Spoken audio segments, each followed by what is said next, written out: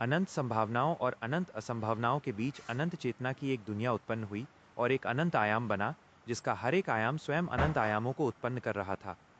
अनंत कल्पों तक एक भिन्न सिद्धांत का निर्माण हुआ, जिसमें हर नियम था और वे नियम एक दूसरे को नष्ट भी कर रहे थे। अंततः उन्होंने उस अंतिम नियम को भी तोड़ दिया, जिससे असंभव सिद्धांतों की दुनिया उत्पन्न होने लगी। अब केवल एक ऐसा नियम शेष रह गया जिसमें कोई नियम नहीं था, पूर्णतः एक नया सिद्धांत। अनंत चेतना के प्रभाव से उत्पन्न होने के कारण उसमें चेतना का बीज विद्यमान रहा। उस चेतना ने सोचा और एक अनंत आयाम अनंत सभ्यताओं में परिवर्तित हो गया। नियमों के अभाव में वे सभी अनंत सभ्यताएं हर दृष्टि से अनंत और परे थीं। फिर अनंत कल्पों तक वे स्वयं में विकसित होती रहीं। स्वयं में स्थित ये अनंत सभ्यता हिरण्यगर्भ के उन सभी नियमों से परे थी जो अनंत नियमों की सीमाएं निर्धारित करते थे। इसीलिए यह अनंत सभ्यता स्वयं अनंत नियमों को नियंत्रित करने लगी। हर नियम को अपने अनुसार बदलते हुए उन्होंने हिरण्यगर्भ के पूर्ववर्ती सभी नियमों को परिवर्तित कर दिया। वे एक आयाम को अनंत आयामों में विभाजित कर देते थे और अनंत आयामों को शून्य में विलीन कर देते थे। वे संपूर्ण सर्व ब्रह्मांडीय महासागर को एक अणु में समेट देते थे और एक अणु को एक असंभव आभासी दुनिया में बदल देते थे। वे शून्यता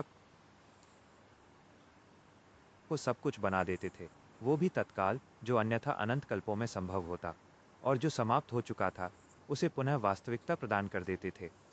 अनंत नियम अब केवल एक खेल बनकर रह गए थे। अब वो अनंत सभ्यता अनंत हिरण्यगर्भ की मूल चेतना में प्रवेश करने के विषय में सोचने लगी। हर नियम के मूल को अपने अनुसार बदलते बदलते वे अंततः उस अनंत मौलिक नियम तक पहुंच गए। उन्हें अनंत आध्यात्मिक ज्ञान की प्राप्ति हुई और पहली बार उस अनंत सभ्यता ने अपनी सीमाओं को जाना। तब सभी अनंत आयामों ने अपनी ही चेतना से विचार किया और स्वयं से संवाद किया। हम अनंत आयाम हैं। हर आयाम अनंत नियमों को तोड़ता है। यही हमारा नियम है कि हम हर नियम से परे हैं।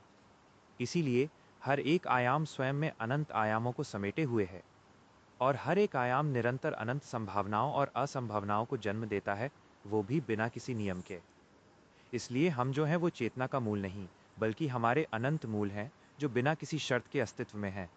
हम अनंत वास्तविकताओं और आभासीताओं, असंभवताओं और पूर्ण शून्यता को भी अपने अनुसार रचते हैं, लेकिन हम एक स्थान पर आकर ठहर गए हैं।